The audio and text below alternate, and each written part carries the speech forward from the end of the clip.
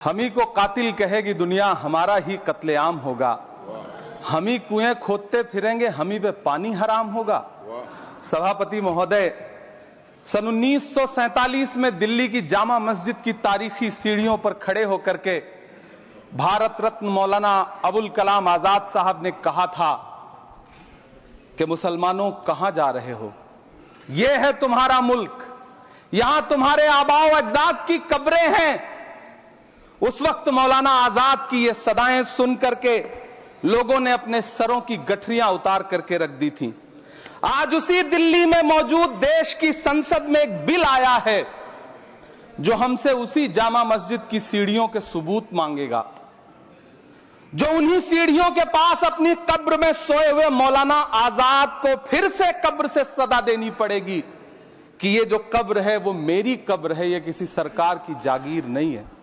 सभापति महोदय, मैं जहां खड़ा हूं इसी संसद भवन के सामने सड़क के उस पार अपनी कब्र में सोए हुए भारत के पूर्व राष्ट्रपति फखरुद्दीन अली अहमद की कब्र है। शायद अब उस कब्र से भी सदाएं आए कि ये कब्र मेरी कब्र है, ये सरकार की जागीर नहीं है। सभापति महोदय, मैं वक्फ कानूनों में किए जा रहे संविधान विरोधी बदलावों के खिलाफ बोलने के लिए खड़ा हुआ हूं। संविधान का आर्टिकल 14 हो, 29 हो, 30 हो, चीख चीख कर कहता है कि देश में सब बराबर के हकदार हैं। आर्टिकल 26 कहता है कि सबको अपने अपने मजहबी कामों के लिए मंदिर, मस्जिद, गिरजाघर, गुरुद्वारों का निर्माण करने का हक है और उसका रखरखाव का भी हक है। लेकिन डॉक्टर बाबा साहब अंबेडकर के संविधान को हर दिन कुचलने वाली ये सरकार देश के मुसलमानों से नफरत में इतनी अंधी हो गई है कि खुलेआम देश की संसद में देश सरकार के माइनॉरिटी मिनिस्टर साहब और होम मिनिस्टर साहब झूठ बोलते हैं और देश को गुमराह करते हैं। झूठ शब्द असत्य बोलते हैं। सरकार ने इस बिल का नाम उम्मीद रखा है। मंत्री जी कल से इसे देश के मुसलमानों के लिए नई उम्मीद बता रहे हैं। नहीं मंत्री जी, न तो ये बिल मुसलमानों के लिए नई उम्मीद है और न ही उम्मीद की नई किरण। सभापति महोदय, भाजपा ने पूरे देश में वक्फ के नाम पर कई सारे झूठ फैलाए हैं। आइए आज उनकी सच्चाई पर बात करते हैं। वक्फ ट्रिब्यूनल को ऐसे बताया जाता है जैसे वक्फ ट्रिब्यूनल कोई मजहबी खाप पंचायत हो। सभापति महोदय, जबकि सच्चाई यह है कि वक्फ ट्रिब्यूनल भी तो सरकारी न्यायिक विभाग है जिसमें सरकार द्वारा नियुक्त जज होते हैं, जिसमें प्रशासनिक अधिकारी होते हैं, कहीं ऊपर से थोड़ी आ गए। सभापति महोदय, देश के गृह मंत्री जी ने इसी सदन में कहा कि वक्फ ट्रिब्यूनल के फैसले के खिलाफ कोई कोर्ट नहीं जा सकता, जबकि सच यह है कि वक्फ एक्ट 1995 की धारा 83(9) के तहत हाई कोर्ट वक्फ ट्रिब्यूनल के फैसले की न सिर्फ समीक्षा कर सकता है बल्कि उसे बदल भी सकता है। सच तो यह है कि वक्फ बोर्ड खुद अपनी जमीनों के लिए कई सारी कोर्ट में मुकदमे लड़ रहा है। सभापति महोदय, दिल्ली की जिन 123 संपत्तियों को लेकर कल माइनॉरिटी मिनिस्टर, होम मिनिस्टर साहब और अभी आदरणीय नेता सदन बात कर रहे थे, आइए उनकी सच्चाइयों पे भी बात करते हैं।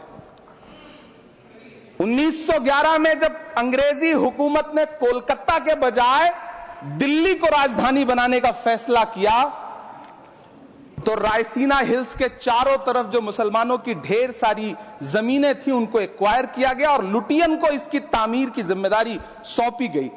सेंट्रल विस्टा की तरह लुटियन जोन का मेगा प्लान तैयार हुआ, लेकिन उस वक्त के मुसलमानों ने उस वक्त की अंग्रेजी हुकूमत से अपनी इबादत गाहों को बचाने के लिए लड़ाई लड़ी। मामला ब्रिटिश गवर्नमेंट तक पहुंचा। तब यह तय हुआ कि वो जो धार्मिक स्थल हैं उन्हें जस का तस रहने दिया जाएगा। इंडिया गेट के बगल वाली मस्जिद हो, जाप्तागंज, सुनहरी बाग मस्जिद हो, पार्लियामेंट रोड वाली मस्जिद हो, ऐसी 123 संपत्तियों के मैनेजमेंट के लिए 1913 में मुसलमान वक्फ वैलिडेशन एक्ट बना और उसके बाद एक नया शहर बसाया गया जिसे लुटियंस जोन का नाम दिया गया। फिर 1943-45 के बीच एक और समझौता हुआ। आजादी से पहले उसके तहत काफी सारी वक्फ जायदादों को सुन्नी मजलिस औकाफ बनाकर उसके अंडर किया गया ताकि उसकी देखरेख की जा सके। गृह मंत्री जी 2 दिन से सदन में जो बात कह रहे हैं वो दरअसल 123 संपत्तियां उसी सुन्नी मजलिस औकाफ के तहत आती है। सभापति महोदय, आजाद भारत आजाद हुआ। आजादी के बाद भारत में 1954 में वक्फ एक्ट लागू हुआ, जिसकी धारा 9 के तहत 1964 में केंद्रीय वक्फ काउंसिल का गठन हुआ। दिल्ली की वही 123 प्रॉपर्टीज को 1970 में सर्वे गजट करके गजट नोटिफाई किया गया। इसके निपटारे के लिए पूर्व प्रधानमंत्री इंदिरा जी के द्वारा 1974 में एक बर्नी कमेटी बनाई गई। बर्नी कमेटी ने 1976 में इन 123 संपत्तियों को दिल्ली वक्फ बोर्ड की संपत्ति होने की रिपोर्ट सौंपी। उस रिपोर्ट के आधार पर 1984 में कांग्रेस सरकार ने उन 123 प्रॉपर्टीज को दिल्ली वक्फ बोर्ड को सौंपने का फैसला किया, जिसके खिलाफ विश्व हिंदू परिषद कोर्ट गई। मामला 2011 तक पेंडिंग रहा। फिर 2011 में कोर्ट ने सरकार को आदेशित किया कि इसका निपटारा करो। तब 2013 में तत्कालीन यूपीए सरकार ने दिल्ली की उन्हीं 123 जायदादों को बर्नी कमेटी की सिफारिशों के मुताबिक वक्फ बोर्ड के हवाले किया। यही वो प्रॉपर्टीज हैं जिनके नाम से गृहमंत्री जी कल से कांग्रेस को कोस रहे हैं। फिर आई 2014 में भाजपा की सरकार, जो तब से इन जमीनों को हड़पने की साजिश कर रही है।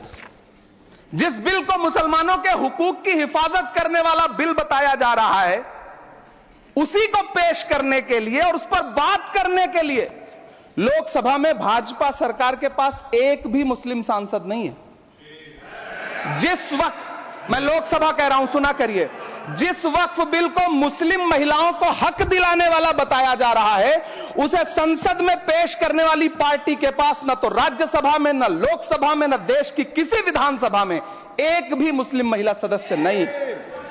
कल किरण रिजिजू जी कह रहे थे कि रेलवे की जमीनें देश की जमीनें हैं, डिफेंस की जमीनें देश की जमीनें हैं।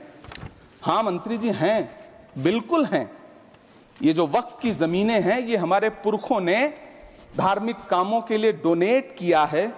तो हम भी तो इसी देश के नागरिक हैं, हम भी तो इसी देश के बेटे हैं। तो वक्फ की जमीनें भी तो इसी देश की जमीनें हैं, उनको पराया क्यों बोलते हैं आप?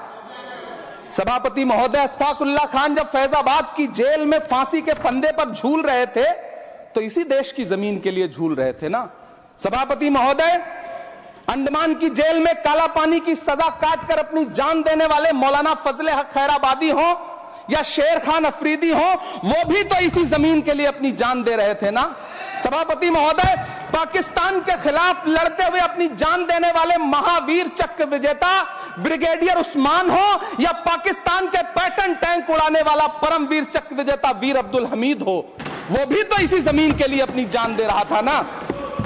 और मंत्री जी, मैं इस सदन में अलल ऐलान ये कहता हूं कि जब भी इस देश की जमीन को लहू की जरूरत होगी, आपसे 2 कदम आगे इमरान खड़ा मिलेगा। ये मैं आपसे यकीन दिलाते हुए कह रहा हूं। सभापति महोदय, मैं सरकार से कहना चाहता हूं, हमसे हमारी इबादत गाहें तो मत छीनिए ना, हमारे घरों पे बुलडोजर तो मत चलाइए ना, हमारी कब्रों में तो हमें सुकून से सोने दीजिए ना।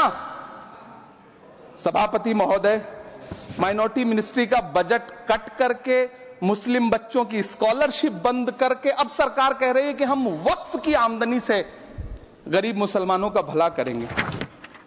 गुजरात की बेटी बिल्किस के बलात्कारियों की रिहाई के बाद उन्हें माला पहनाने वाली लोगों के नेता ये कह रहे हैं कि यह बिल मुस्लिम महिलाओं को उनका हक दिलाएगा। धन्यवाद मोदी जी, क्या बढ़िया सौगातें मोदी दे रहे हैं आप। पहले हमें गुजराते मोदी दिया, आप सौगाते मोदी दे रहे हैं। लेकिन यह सरकार इतना याद रखे कि इसी ठसक के साथ देश की संसद में सीए का कानून भी लाया गया था और कहा गया था बड़े बड़े भाषण देकर के कि पड़ोसी देशों से हिंदू भाइयों को ला करके यहां नागरिकता दी जाएगी। लेकिन मैं आपके संज्ञान में लाता हूं सर कि पिछले इतने दिनों में इनसे नागरिकता लेने के लिए 2000 व्यक्ति भी नहीं आए, जबकि इसके उलट इन्हीं की सरकार में पिछले 10 साल में 15 लाख से ज्यादा भारतीयों ने भारत की नागरिकता छोड़ करके दूसरे देश में जाकर के बस गए। यह हुआ उस कानून का अंजाम। सभापति महोदय, इसी तरह की जिद के साथ किसानों के खिलाफ भी कानून लाए गए थे। जिस तरह आज वक्फ के फायदे गिनाए जा रहे हैं, उसी तरह से किसानों को भी कृषि कानूनों के फायदे गिनाए गए थे। लेकिन अंजाम क्या हुआ? 700 किसानों की शहादत लेने के बाद सरकार को अन्नदाता किसानों के सामने घुटने टेकने पड़े और कृषि कानून वापस लेने पड़े। जिल्ले इलाही, जमहूरियत जो है वो नफरत और ठसक से नहीं चलती है, अकड़ से नहीं चलती है। उसमें सबकी हिस्सेदारी जरूरी है। कल देश के माइनॉरिटी मिनिस्टर ने लोकसभा में खड़े होकर एक शेर सुनाया था कि मुझसे कोई बदगुमान न हो। तो मैं उन्हें एक शेर सुनाना चाहता हूं कि मैं आज जद पे हूं तो इतना खुशगुमान न हो, मैं आज जद पे हूं तो इतना खुशगुमान न हो, चराग सबके बुझेंगे हवा किसी की नहीं। नीतीश कुमार जी हो, चंद्रबाबू नायडू जी हो, चिराग पासवान जी हो, जयंत चौधरी जी हो, देवे गौड़ा जी हो, जीतन राम मांझी जी हो, सबको समझना पड़ेगा कि जब जंगल में आग लगती है तो न वो बरगद बचते हैं जो हवा को आंधी में तब्दील करते हैं, न वो बांस बचते हैं जो आपसी रगड़ से चिंगारी पैदा करते हैं। सभापति महोदय, जब देश को मनमोहन सिंह साहब जैसा काबिल प्रधानमंत्री मिलता है तो देश को आरटीआई जैसा एक्ट मिलता है, सेज जैसा एक्ट मिलता है, मनरेगा जैसा एक्ट मिलता है, लिबरलाइजेशन मिलता है, राइट टू एजुकेशन मिलता है, नेशनल फूड सिक्योरिटी एक्ट मिलता है। लेकिन जब देश को सौगातें मोदी मिलती है तो क्या मिलता है? सीए मिलता है, फॉर्म्स लॉ मिलता है, आर्टिकल 370 मिलता है, इलेक्टोरल बॉन्ड जैसा एक्ट मिलता है और वक्फ अमेंडमेंट एक्ट जैसे बिल देश को मिलते हैं। मुझे तो अपने हमवतन भाइयों से पूछना है कि आपको अपने बच्चों की तरक्की, खुशहाली और नौकरी की दरकार है या फिर मुसलमानों की दान की गई जमीनों को लूट कर धन्ना सेठों को देने की साजिश करने वाले कानून की? सभापति महोदय, यह सरकार रात के 3 बजे तक पूरे देश को जगा करके संसद में अपने ही नागरिकों को नीचा दिखाने के लिए वक्फ बिल ला रही थी, तो उधर रात के 1:30 बजे अमेरिका हम पर 26% टैरिफ लगा रहा था। सरकार की प्राथमिकताएं देश को पता। सभापति महोदय, मैं बहुत भावुक हूं आज, और मुझे अच्छा लगा कि आदरणीय नेता सदन जगत प्रकाश नड्डा जी ने बहुत अच्छी बातें भी की, मन से बातें की। क्योंकि उनके नाम में प्रकाश जुड़ा है तो मैं उनमें हमेशा एक रोशनी की किरण देखता हूं। मैं उनके सामने बहुत अदब से यह बात कहना चाहता हूं कि चरागों के सफर में दबदबा हो आंधियों का तो फिर अंजाम जुल्मत के सिवा कुछ भी नहीं होगा। यह दुनिया नफरतों के आखिरी स्टेज पर है, इलाज इसका मोहब्बत के सिवा कुछ भी नहीं होगा। मैं भावुक हूं, मेरी पलकें गीली हैं। अगर देश की एक बहुत बड़ी आबादी को लगता है कि आप उसका भला करने के लिए नहीं बल्कि उनकी इबादतगाहों, उनकी कब्रिस्तानों, उनकी खानकाहों को बर्बाद करने का बिल ला रहे हैं, तो फिर आप अगर समझाने में नाकामयाब रहे हैं तो यह आपकी नाकामयाबी है। पहले समझाइए, उसके बाद कोई बिल लेकर के आइए, तब शायद हम आपका इतनी पुरजोर तरीके से विरोध ना करें। लेकिन सभापति महोदय, मैं अंत में सिर्फ इतना कहना चाहता हूं कि इस बिल में जो भी पॉइंट्स दिए गए हैं, बॉम्सी पोर्टल देख लीजिए, सरकार का झूठ आपको पकड़ में आ जाएगा।